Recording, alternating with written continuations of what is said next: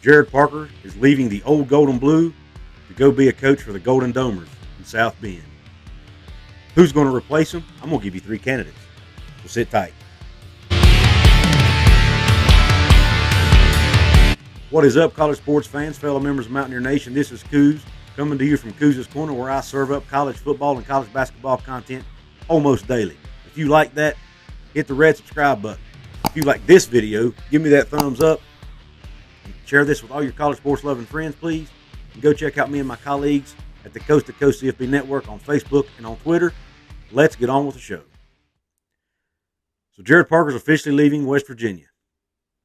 Who are the three guys I think should be the top of the list to replace him, and which one would I prefer get the job? I'll tell you in just a minute, but first I want to tell you some interesting information I found out about Gerad Parker's contract while doing my research.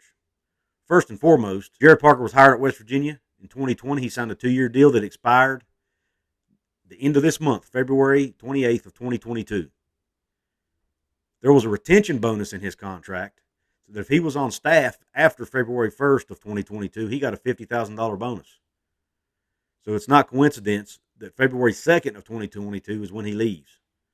I'm sure he wanted that $50,000 bonus. And can you blame him? Last but not least, Gerad Parker was making $550,000 a year to be the offensive coordinator and wide receivers coach at West Virginia. What's the big deal about that, you ask? Gerad Parker was the 6th highest paid offensive coordinator in the nation, and he didn't even call plays. Think about that. Let that sink in for a minute. And he was the 3rd highest in the Big 12. That being said, who are the best candidates to replace Gerad Parker? I'm going to give you 3, and I'm going to explain why they're candidates, and I'm going to tell you which one I like out of the 3 the most. Candidate number 1, Seth Doege. You heard that right. I said Doege, but I didn't say Jarrett Doege. I said Seth Doege. Seth Doege is Jarrett Doege's older brother.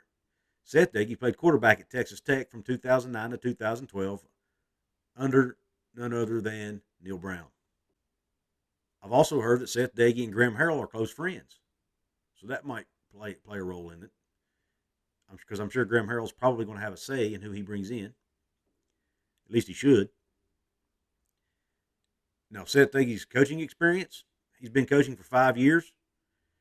He spent 3 years at Bowling Green, started out as a grad assistant, worked his way up to become the receivers coach and special teams coordinator. 2019, he gets hired at USC as an offensive quality control analyst. And in 2021, he was promoted to tight ends coach. Well, guess, obviously, you know the story. Graham Harrell was the offensive coordinator at USC during that time. So he's likely the one who brought Seth Doege on board. Obviously, the positives for Seth Doege: he knows the air raid offense. He's played in it, and he's coached it. So he knows it. And I'm sure he and Graham Harrell, since they've coached together in the past, know how to work together, know how to speak each other's language. That's a positive. A negative to Seth Doege, in my opinion, the recruiting landscape. Seth Doege has spent the majority of his career in Texas. So that's probably where most of his relationships lie. And it's my opinion that we need to bring in somebody who can recruit the state of Florida really well, because we lost Travis Trickett as he got a promotion, became offensive coordinator at South Florida. And Travis Trickett was our best recruiter in Florida. So I'd like to bring somebody in that can recruit the state of Florida, because that's definitely a pipeline that we have to keep. Florida is too important to our recruiting. Second on the list, Tommy Mainord. Who the heck is Tommy Mainord, Couz? Glad you asked, because I didn't know either until I started researching for this video, and I found out Tommy Mainord has been coaching college football since 1999, where he started out as a student assistant at a school called Tarleton State. It's a Division II school. He coached there for 6 seasons. Started out, like I said, as a student assistant, worked his way up to become a quarterback and running backs coach in 2004. He left Tarleton State, spent 3 years at Sam Houston State, coaching wide receivers and running backs. After that, he spent some time at Kentucky. He spent some time at Lamar. He spent some time at Texas Tech. Well, it just so happens in 2016, he becomes the wide receivers coach at a school called North Texas. Guess who the offensive coordinator was at North Texas during that time? Graham Harrell. That's correct. Graham Harrell was offensive coordinator and quarterbacks coach. So there again, he and Tommy Mainord have coached together. They coached under Seth who's the head coach. They're all air raid guys. So Tommy Mainord knows the air raid offense.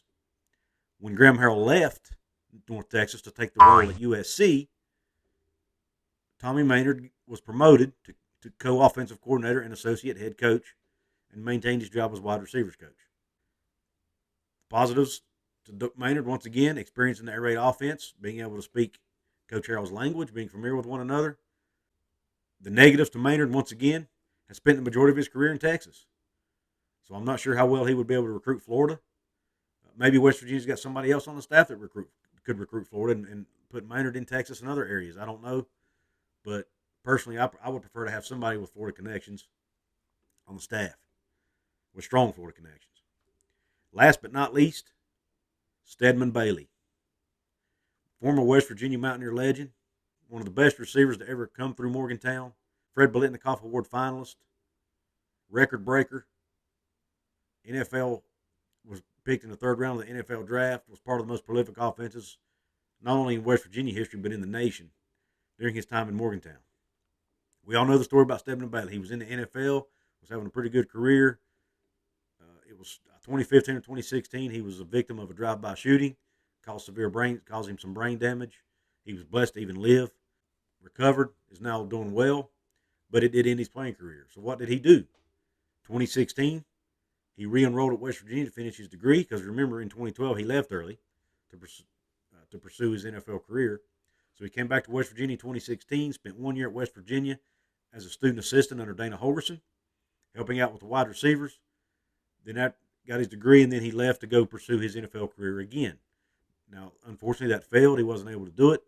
Yes, he doesn't have the coaching pedigree. He doesn't have the experience, but here's what he does have. Here's the positives. Number one, Florida. Stedman Bailey is from the Miami area. If you remember, he went to the same high school as Geno Smith, Miramar High School in the Miami area. So he's got those Florida connections. He played for Damon Cogdell in high school. Damon Cogdell was a West Virginia grad. Damon Cogdell is, my understanding, back in Florida coaching again. Maybe he could keep that pipeline going, use his relationships in Florida. What else does Stedman Bailey have going for him? Well, Stedman Bailey already has relationships with a lot of the wide receivers on West Virginia's roster. He texts with them all the time, talks to them all the time. He knows them. He comes back to Morgantown to do camps, to work with guys. He's even offered for all the guys to come down to Florida and him do some one-on-ones with them or some small group sessions with them. He wants West Virginia's program to be successful again, and he's offered his services.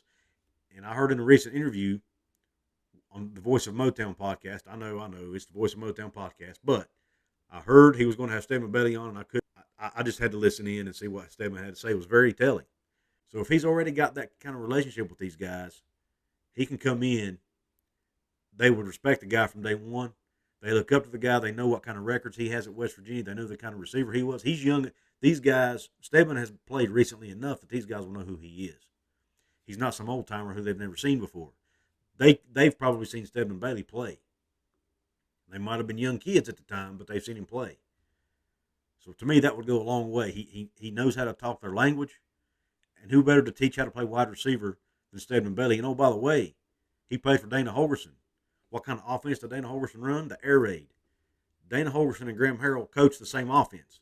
They might not be exactly the same. I'm sure there's some differences. But they both come from the Mike Leach coaching tree. So they're going to speak a lot of the same language. Stedman Bailey knows that language. So Stedman Bailey, he already has a relationship with receivers on the team.